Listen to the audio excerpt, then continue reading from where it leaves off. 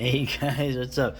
Going back to Fangoria, the upper middle class white bourgeois magazine. Okay, where I keep telling you that the things that are being put on you, it's being done. Okay, uh, yes, a lot of it was done by certain people. Okay, and of course the various pawns that are used. Okay, they're pawns, but pawns are they're real. They make it happen, right? But you couldn't have had this stuff if you did not have the bourgeois, upper middle class, mostly white people. Okay, and I mean white people. Okay, making this possible, enabling this. In the end, that is something that should be a part of any kind of dissident discussion, and it will not be. Why? I'll tell you why. Because many, if not most of those dissident people in quotation marks, they are those people. They are of that class. What they say, class interests, right? Obviously, I'm a big fan of Band Hipster, if you know who he is. I have my own things. I have my own ways of looking at it different from him. But that's the way it should be. You shouldn't agree with anybody too much. I don't even agree with my buddy James on everything. Can you believe that? Anyway, Fangoria. Let's go through this. Remember I covered these two these Dragula. I covered them. What is it? I think it was even before all this stuff happened in Rue Morgue when the show. I think the show came out. But anyway, not really much interest here in the usual. This guy here is talking about a Halloween. The new Halloween Kills. I don't, dude. The original Halloween is probably one of my favorite movies. Okay, part 2 is an amazing film. Part 3 is actually a cult film to me more and more, and actually a very increasingly chilling film with everything that's going on. And 4 and 5 are actually really good underrated sequels in the late 80s. But the stuff that's coming out now, dude, there was a Halloween film that came out in 2018, right, with Jamie Lee Curtis. I literally had no interest in seeing it, knowing about what happened in it. I didn't care for a number of reasons. So, and this new Halloween, I still don't care, bro. The Rob Zombie Halloweens, you want to talk? People hated them. I liked them. I liked the second Halloween film. I remember watching that in the theater, and I thought it was great. And apparently that movie put the nail in the coffin of Lionsgate or whatever, or Weinstein. But I thought it was great. The stuff now, what can be great now? Nothing. The guy, he goes, let's see. We get emails every week asking us to put dormant horror franchises on the cover, like the ones I like. When those characters come back from the grave, ready to party, the rest of the show will be there. But the Fango of my childhood was not some safe nostalgia rag packed with comfort food. It pissed off parents. It was derided as distasteful, and it traded in the new and the taboo.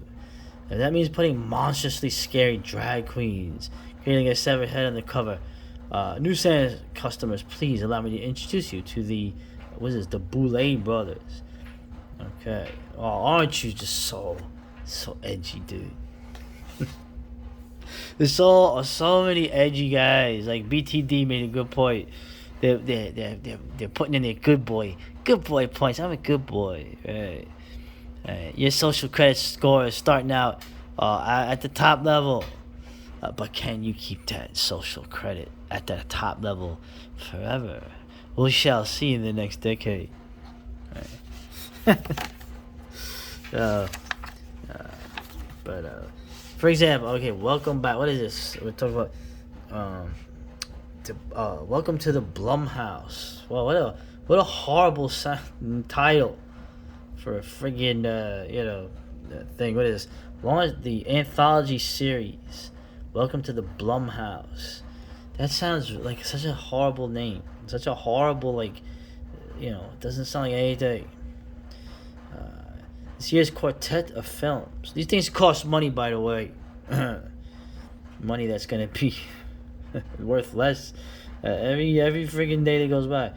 How institutionalized violence victimizes society's most vulnerable members, be it historically oppressed communities or the elderly. Okay.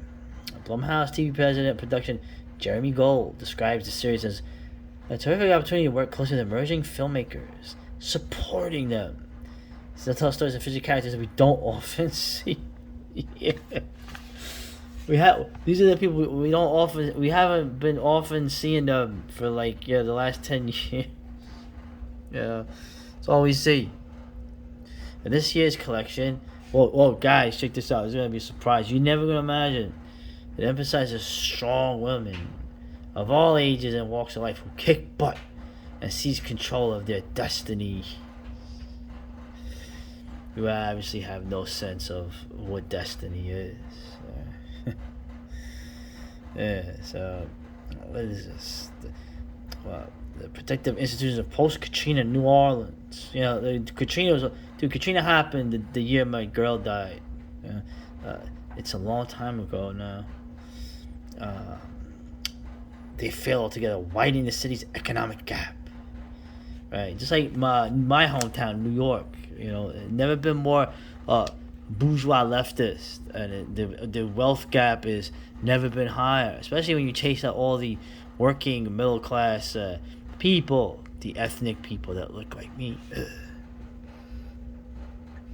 Right, okay, and the vampire, Keith David. Oh, that's cool. Anyway, also they got more vampires in New Orleans. Oh, jeez.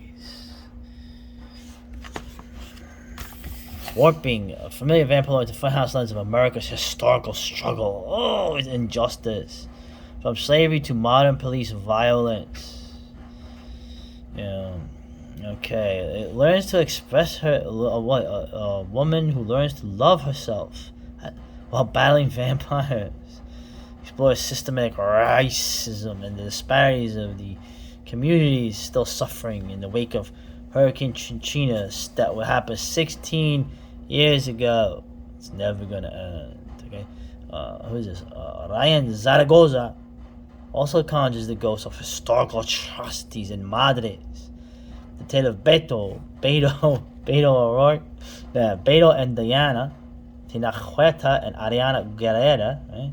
A Mexican-American couple who moved to a small California town. Okay, to change the pace for Los Angeles native Diana, now an outsider amongst the town's Mexican population. What's this? Let's see. Right. Well, so far there doesn't seem to be anything,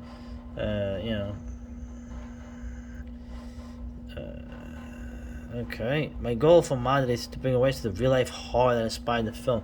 I don't know what the horror is. Everybody's Mexican or Chicano, right? Chicago, excuse me, California, Mexican Americans. My goal in Madres is to bring awareness to the real life horror while exploring what it means to be Mexican American.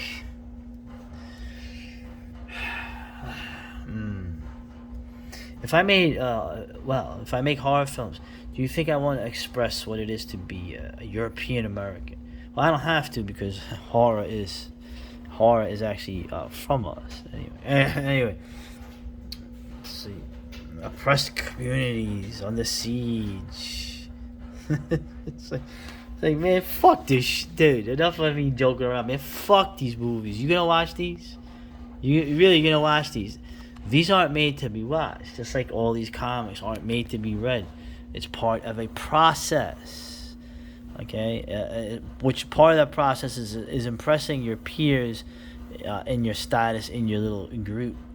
But in terms of producing commodities that are to be consumed or bought even, no, the process is this, okay?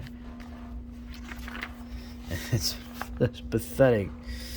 Let's see what we got here. Like this. The collection's commitment, socially conscious horror. Yeah, everything in this Fangoria is socially conscious horror. Yeah. Anyway, I'm not gonna go over every single thing here. Yeah. This was kind of cool. This guy doing like what is this? I remember the folk horror. That thing is good. This art here. The artist doing like kind of like wood cuts. Yeah. Wicker Man. This film I want to see, right? But okay.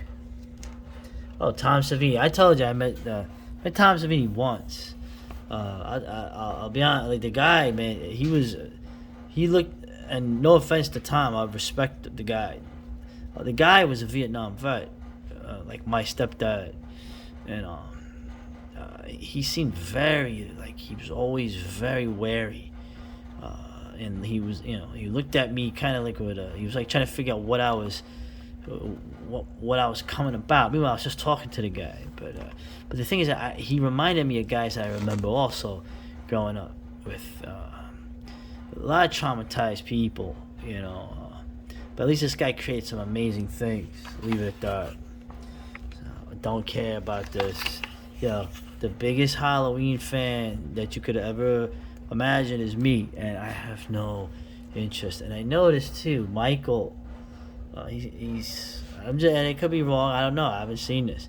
He seems to only be killing white men. Now, I like to do a body count survey of the demographics. I guarantee the majority of people being killed in all these horror movies now are these white men.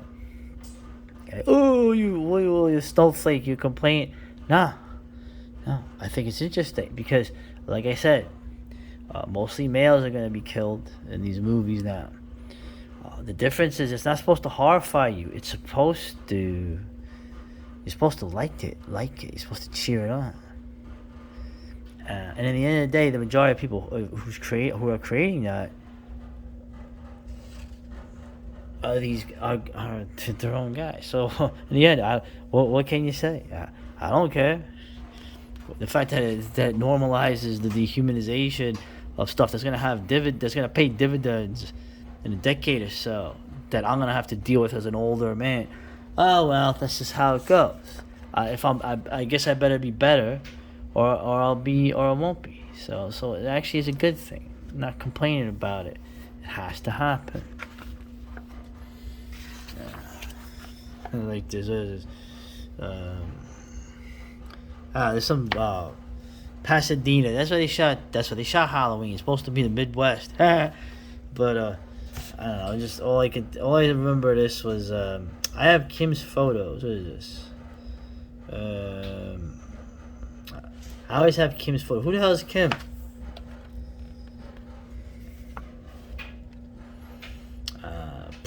I always have Kim's photos. Right? Praise her. Let's show how amazing she is. What she was able to do. She, a female. But that's a female. Anyway, in the 70s as a photographer. How amazing is that? Notice the affirmation. Like, validation. Constant validation. And attention. People are like, who is the photographer? Who is he? No, not he. She. Orlandini strikes a spooky Sarah Rosie the Riveter pose, flexing one bicep and adds, strong empowered women are very important to me. Hold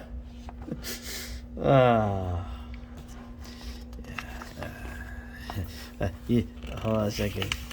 I guarantee you, when you're competing for a man or competing for even whatever, you don't want a strong empowered woman next to you. You want to dominate her. Anyway, so all right, let me go to part 2. I'm just fucking around now.